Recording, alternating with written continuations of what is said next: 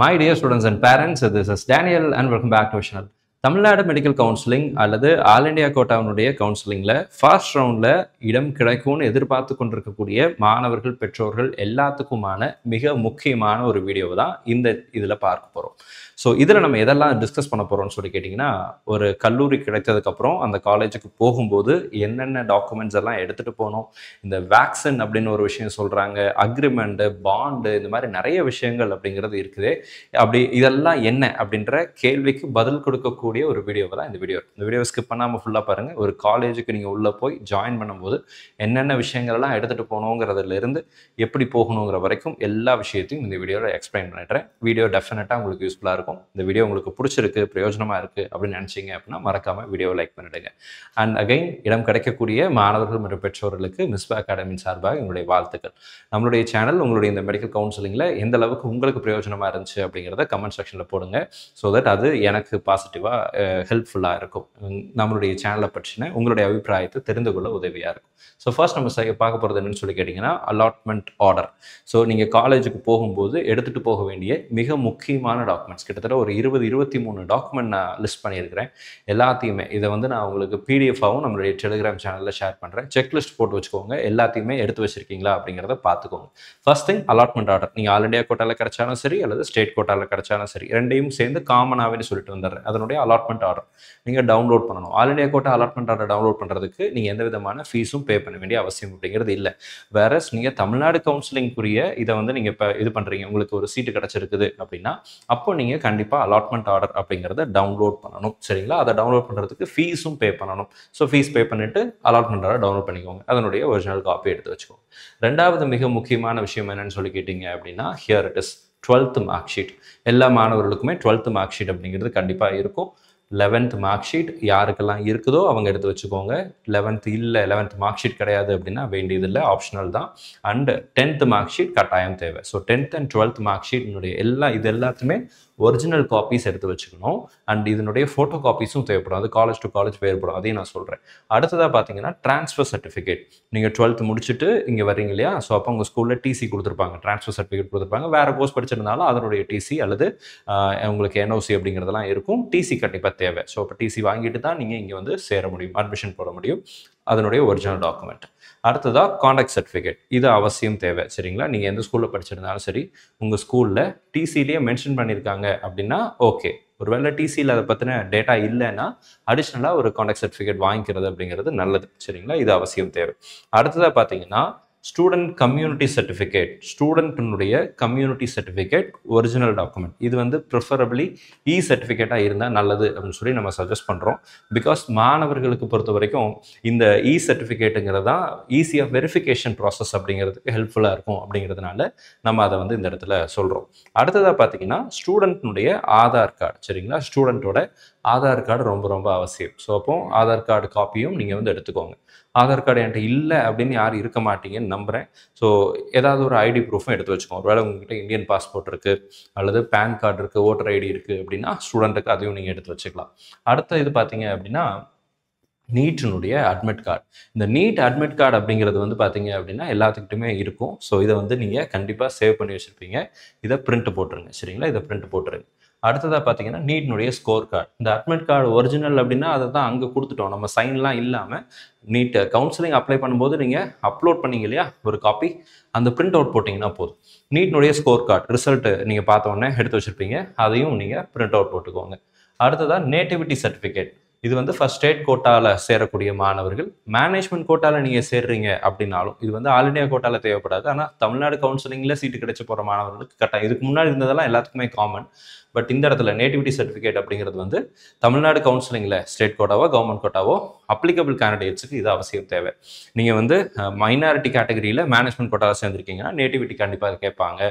ஒருவேளை Tamil Nadu government quota சீட்டு கிடச்சிருக்கு அப்படின்னா நேட்டிவிட்டி கண்டிப்பாக கேட்பாங்க. அடுத்ததாக பார்த்தீங்கன்னா, ரிசிப்ட். இது டியூஷன் ஃபீஸ் பே பண்ணியிருப்பீங்கல்ல. இப்போ தமிழ்நாடு மெடிக்கல் செலெக்ஷன் கமிட்டியில் உங்களுக்கு சீட்டு கிடச்சதுக்கப்புறம் அலாட்மெண்ட் ஆர்டர் டவுன்லோட் பண்ணுறதுக்கு நீங்கள் ஃபீஸ் பே பண்ணியிருப்பீங்க. அதனுடைய ரிசிப்டோ அல்லது ஸ்க்ரீன்ஷாட்ஸோ அல்லது மெசேஜஸோ அதை ஒரு ப்ரூஃப் எடுத்து வச்சுக்கோங்க. இது அவசியம் கேட்பாங்க. இது நீங்கள் காமிச்சிங்கன்னா போதும். சரிங்களா? இதுவும் ஸ்டேட் கோட்டாக்கு மட்டும்தான். இப்போ அடுத்ததாக பாஸ்போர்ட் சைஸ் ஃபோட்டோகிராஃப். இது ஒரு 8 நம்பர்ஸ் தேவைங்க. சரிங்களா? 8 நம்பர்ஸ் அப்படிங்கிறது நமக்கு தேவை.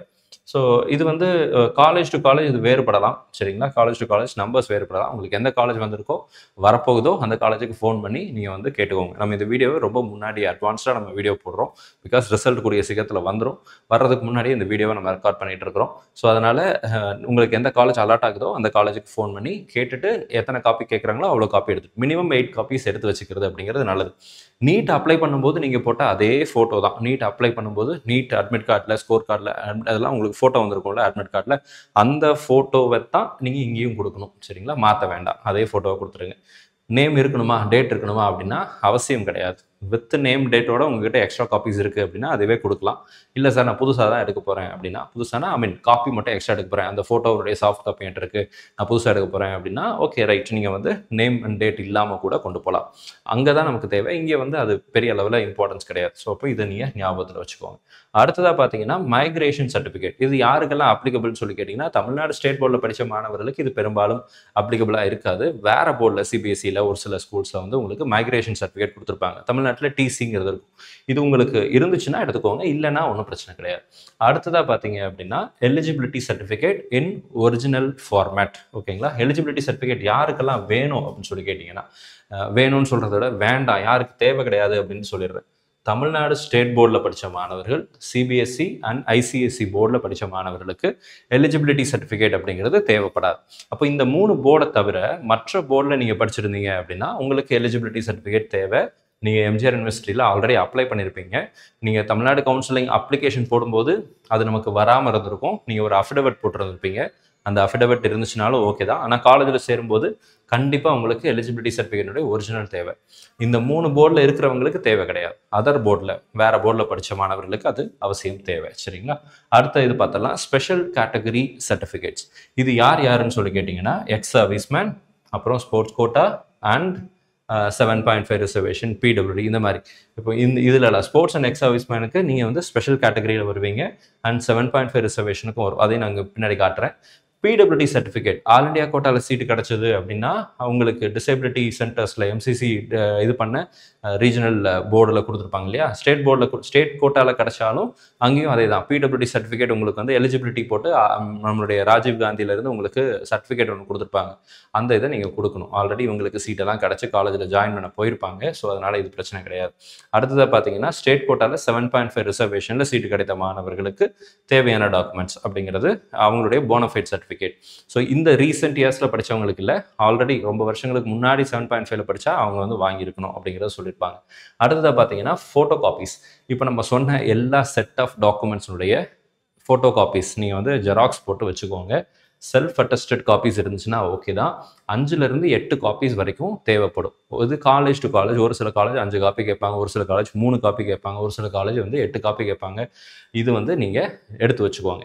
உங்களுக்கு தேவையான அளவுக்கு டாக்குமெண்ட்ஸை எடுத்து வச்சுக்கோங்க, காப்பீஸ் எடுத்து வச்சுக்கோங்க. அடுத்ததாக scanned copies of all the documents. இது வரைக்கும் நம்ம சொன்ன இந்த டாக்குமெண்ட்ஸில் இதெல்லாம் உங்களுக்கு அப்ளிகபிளோ அதில் எல்லா டாக்குமெண்ட்ஸையும் ஸ்கேன் பண்ணிடுங்க. நல்லா ஹை ரெசல்யூஷனில் ஸ்கேன் பண்ணிடுங்க. 10 KB 20 KBலாம் ஸ்கேன் பண்ணாதீங்க. நல்லா ஹை ரெசல்யூஷனில் ஸ்கேன் பண்ணி வச்சுக்கோங்க. அது சிடிலையோ டிவிடிலையோ பென்ட்ரைவ்லையோ போட்டு வச்சுக்கிறது, ரைட் பண்ணி வச்சுக்கிறது அப்படிங்கிறது நல்லது. இது சில கவர்மெண்ட் காலேஜில் டிவிடிஸ் கேட்டாங்க, சில கவர்மெண்ட் காலேஜஸில் பென்ட்ரைவில் நீங்கள் கொண்டு போனீங்கன்னா காப்பி பண்ணிவிட்டு உங்கள்கிட்ட பென்ட்ரைவ் கொடுத்தாங்க. ஸோ நீங்கள் சாஃப்ட் காப்பியை நீங்கள் உங்களுடைய மெயிலில் வச்சுக்கோங்க. அட் த சேம் டைம் ஒரு பென்ட்ரைவ்லையோ சிடிலையோ டிவிடிலையோ போட்டு நீங்கள் வச்சுக்கிறது அப்படிங்கிறது நல்லது. சேஃபர் சைடுக்கு வச்சுக்கோங்க. இது நிறைய காலேஜஸில் கவர்மெண்ட் அண்ட் ப்ரைவேட்டில் கேட்கக்கூடிய ஒரு விஷயம். ஸோ இப்போ இதுவும் அவசியம் தேவை சரிங்களா.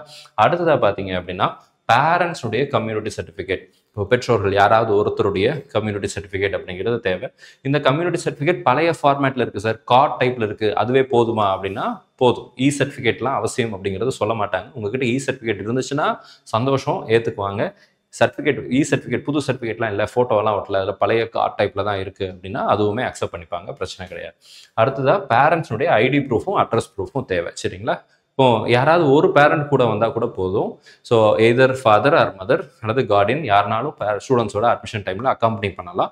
ஸோ அப்படி போகும்போது பேரண்ட்ஸுடைய டாக்குமெண்ட்ஸும் அப்படிங்கிறதும் நமக்கு வந்து வச்சுக்கிறது அப்படிங்கிறது நல்லது. ஓகேங்களா. இதெல்லாம் தான் நமக்கு தேவையான லிஸ்ட் ஆஃப் டாக்குமெண்ட்ஸ். இது எல்லா மாணவர்கள்கிட்டயுமே இருக்கும், ஆல்ரெடி இருக்கும். இப்போ புதுசாக எதுவும் இல்லை. இப்போ நம்ம பார்க்க போகிறது, அடுத்து நம்ம பார்க்க போகிறது என்னன்னு சொல்லி கேட்டிங்கன்னா, என்னென்ன டாக்குமெண்ட்ஸ் எல்லாம் புதுசாக கிரியேட் பண்ண வேண்டியிருக்கு. இப்போ சில பாண்டு, ஹெப்பாட்டிஸ் பி வேக்சினேஷன், இந்த மாதிரி நிறைய விஷயங்களை சொல்கிறாங்க இல்லையா, அதை பற்றி தான் நான் உங்களுக்கு ஒன் பை ஒன் காமிக்க போகிறேன். மிஸ்பா அகாடமியில் 2026ஆம் ஆண்டுக்குரிய ரிப்பீட்டர்ஸ் பேட்ச், வேரியர் பேட்சுடைய அட்மிஷன்ஸ் போயிட்டு இருக்கு. ஒருவேளை இந்த வருஷம் எனக்கு சீட் கிடைக்கல, பட் நான் அடுத்த வருஷம் கண்டிப்பாக ரிப்பீட் பண்ணி நல்ல மார்க் வாங்கணும்னு ஆசைப்படக்கூடிய மாணவர்களாக இருந்தீங்க அப்படின்னா நீங்கள் தாராளமாக மிஸ்பா அகாடமியில் ஜாயின் பண்ணிக்கலாம். இந்த ரிப்பீட்டர்ஸ் பேட்ச் அப்படிங்கிறது டிசம்பர் வரைக்கும் கிளாஸஸ் கொண்டு போகிறோம். டிசம்பருக்குள்ளே 11th and 12th போர்ஷன்ஸ் முடிப்போம். ஜான்வரிலேருந்து கம்ப்ளீட்டாக 4 மாதம் ரிவிஷன் அண்ட் டெஸ்ட் சீரீஸ் மட்டும்தான் போகும். ஸோ கம்ப்ளீட் டெஸ்ட் அனாலிசிஸ் அப்படிங்கிறது இருக்க போது, நிறைய மார்க் டெஸ்ட் எழுத போகிறீங்க. நியர்லி அபவுட் 300+ மார்க் டெஸ்ட் அப்படிங்கிறது பிளான் பண்ணியிருக்கிறோம்.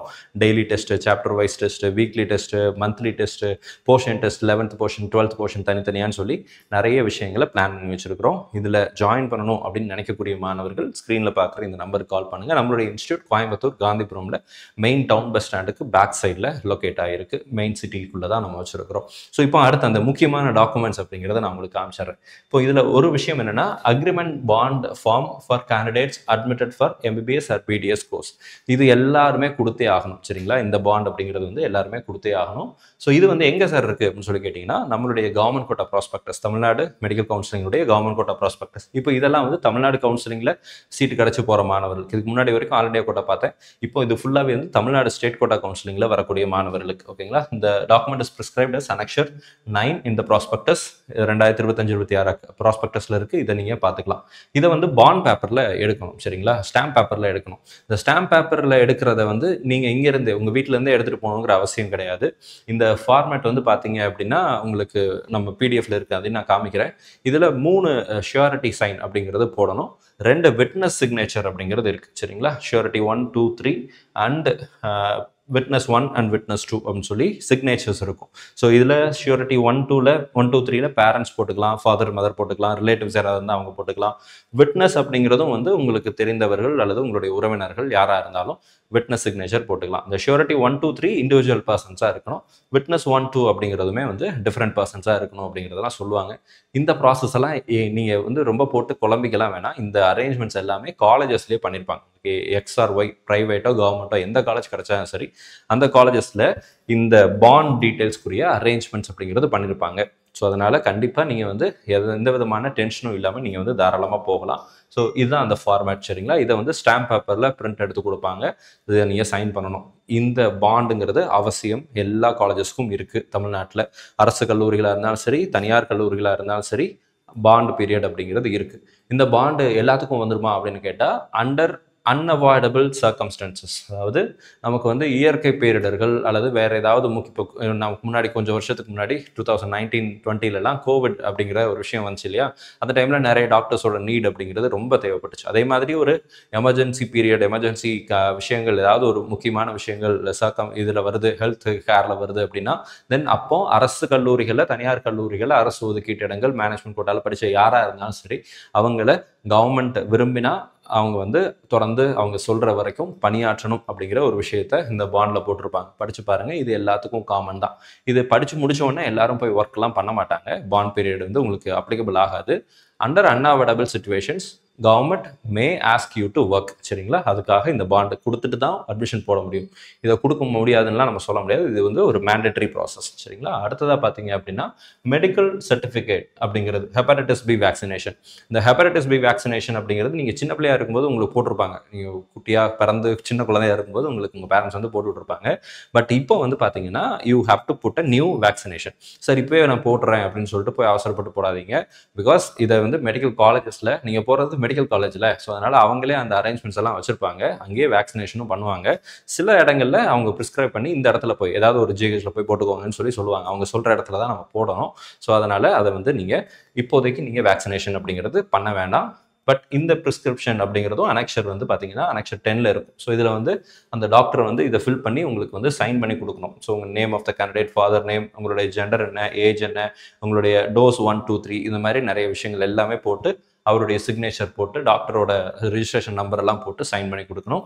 அனெக்சர் 10ல் ஹெப்படைட்டிஸ் பி வேக்சினேஷன் அப்படிங்கிறது இருக்குது. இதெல்லாம் நம்மளுடைய கவர்மெண்ட் கோட்டா ப்ராஸ்பெக்டஸில் இருக்கக்கூடிய பிடிஎஃப் தான். நீங்கள் ஈஸியாக டவுன்லோட் பண்ணிக்கலாம். செக்ரிகேட் பண்ணி நான் தனித்தனியாக பிடிஎஃபாக நம்மளுடைய டெலிகிராம் சேனலில் ஷேர் பண்ணுறேன். இது வரைக்கும் நீங்கள் அதில் ஜாயின் பண்ணலைன்னா ஜாயின் பண்ணிவிடுங்க. அடுத்ததாக அனெக்சர் 11. ஸோ இதில் வந்து பார்த்தீங்க அப்படின்னா நமக்கு இங்கே பாருங்க, undertaking for not indulging in ragging. Medical காலேஜஸில் நான் ராகிங்கில் ஈடுபட மாட்டேன் அப்படின்னு சொல்லி எல்லா மாணவர்களும் சைன் பண்ணி கொடுத்துட்டு தான் உள்ளே போகணும். அதற்குரிய ஒரு அண்டர்டேக்கிங் ஃபார்ம் அப்படிங்கிறது கொடுப்பாங்க. அடுத்து joint declaration by the candidate and parents or guardian. இது வந்து ஒரு ஜாயிண்ட் டிக்ளரேஷன். இதையும் பேரண்ட்ஸ் வந்து கண்டிப்பாக கொடுத்துட்டு தான் அட்மிஷன் ப்ராசஸ் போக முடியும். இதுவும் அனெக்சர் 14ல் வந்து இருக்குது. ஸோ இந்த பிடிஎஃப் எல்லாமே நம்மளுடைய டெலிகிராம் சேனலில் ஷேர் பண்ணிடுறேன். இதான் அந்த ஜாயிண்ட் டிக்ளரேஷனுக்குரிய ஃபார்மேட். ஸோ இதையும் நம்ம வந்து பிரிண்ட் எடுத்துட்டு சைன் பண்ணி கொடுக்கணும். சரிங்களா? ஸோ இன்னொரு விஷயத்தை நான் உறுதிப்படுத்திடுறேன். ஸ்வான் அஃபிடவிட் அப்படிங்கிற ஒரு விஷயத்தையும் நிறைய ப்ரைவேட் காலேஜஸ் வந்து கேட்பாங்க. இதுவும் வந்து காலேஜஸ்லேயே உங்களுக்கு ஃபார்மேட் அப்படிங்கிறது கொடுப்பாங்க. ஒரு ஜென்ரல் ஃபார்மேட் இருக்குது. அந்த காமன் ஃபார்மேட்டையும் டெலிகிராம் சேனலில் ஷேர் பண்ணுறேன். நீங்கள் பிரிண்ட் எடுத்துக்கலாம், அதை நீங்கள் கொண்டு போகலாம். ஒருவேளை காலேஜ் டு காலேஜ் இது வேறுபடும்ன்றதுனால உங்களுடைய பர்டிகுலர் காலேஜ் எந்த காலேஜ் உங்களுக்கு அலாட் ஆக போதோ அந்த காலேஜ் வந்ததுக்கப்புறம் அங்கே கால் பண்ணி கேட்டுட்டு நீங்கள் மற்ற ப்ராசஸ் அப்படிங்கிறத செய்து கொள்ளுங்கள். அடுத்ததாக ஒரு முக்கியமான விஷயம், அண்டர்டேக்கிங் ரிகார்டிங் கம்யூனிட்டி. இது எல்லாத்துக்கும் பொருந்தாது. சில மாணவர்களுக்கு கவர்மெண்ட் கோர்ட் ஆர்டர் அடிப்படையில் கம்யூனிட்டியில் ஏதாவது சேஞ்சஸ் பண்ணியிருந்திருப்பாங்க. ஸோ அந்த மாதிரியான விஷயங்கள் பண்ணவங்க, அல்லது கம்யூனிட்டி சர்டிஃபிகேட் இல்லை ஆனால் நான் வந்து இது பண்ணியிருக்கிறேன், அந்த கேட்டகரி கிளைம் பண்ணியிருக்கேன், இந்த மாதிரி ஏதாவது ஒரு எப்படி சொல்கிறதுனா ஒரு ஸ்பெஷல் சினாரியோவில் ஸ்பெஷல் கேஸில் இருக்கக்கூடிய மாணவர்களுக்கு இது கேட்பாங்க. அடுத்ததாக பார்த்தீங்கன்னா undertaking form for not having taken seat in any other educational institutions. இதுவும் காமனாக கொடுத்துருவாங்க, காலேஜ்லேயே கொடுப்பாங்க. நான் இங்கே மட்டும் தான் சேர்றேன்.